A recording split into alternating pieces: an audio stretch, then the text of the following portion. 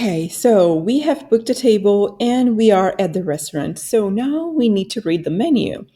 And usually in Italy, menus are divided into three or four sections. It depends on the dessert menu. Sometimes it's included in the main one, and sometimes they just give to you at the end of your meal. And also the drinks menu, especially if there is a very good selection of wine or beer, are also on a separate menu. Okay, let's start. And the first section that we find is always antipasti, the appetizers. There is a very, very wide range of antipasti in Italy. It depends on where you are, and it also depends on the kind of restaurant. Very generally speaking, here in Tuscany and in central and northern Italy, uh, the most typical antipasto is a selection of cured meats that's called either salumi or affettati. And also a selection of cheese that goes with the cured meats and crostini and bruschetta. But as I said, it really depends a lot on the kind of restaurant you are eating at. Then we have primi and secondi. So instead of having just one main dish here in Italy, we have two. The first one, called primi, is usually pasta, but it can be rice and soups as well.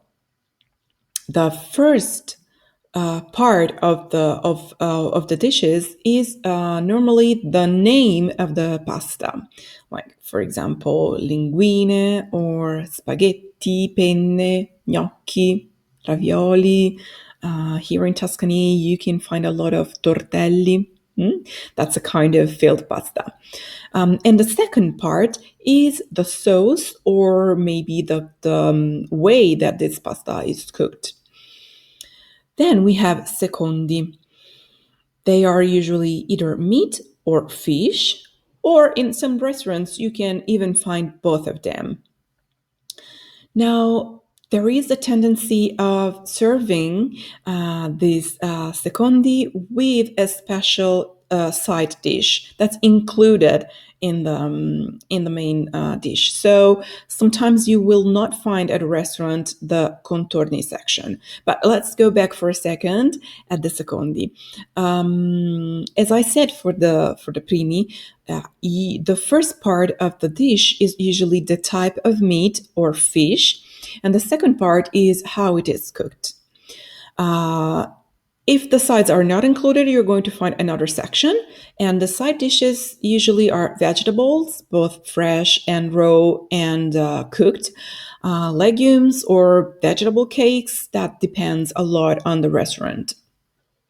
Now, many restaurants now provide translations for their menu, usually in English and German most of the times. But if your restaurant doesn't have the translations of their dishes, just ask the waiter. Okay, I'm not sure you will find people ready to answer in your own language, but it's worth trying. And if you do, try doing it in Italian. And you could ask, for example, what is, and then you'd say the name of the dish. Che cos'è? For example, che cos'è linguine alle vongole? Actually, it would be, you'd rather say cosa sono le linguine alle vongole, because that's a plural.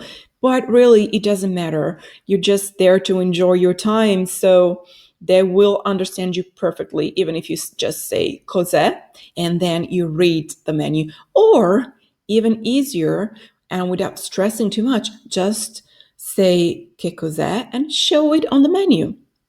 That's much easier, and it will save you a lot of frustration if you're not able to read the menu in Italian. So that's basically it. Don't forget to order your dessert.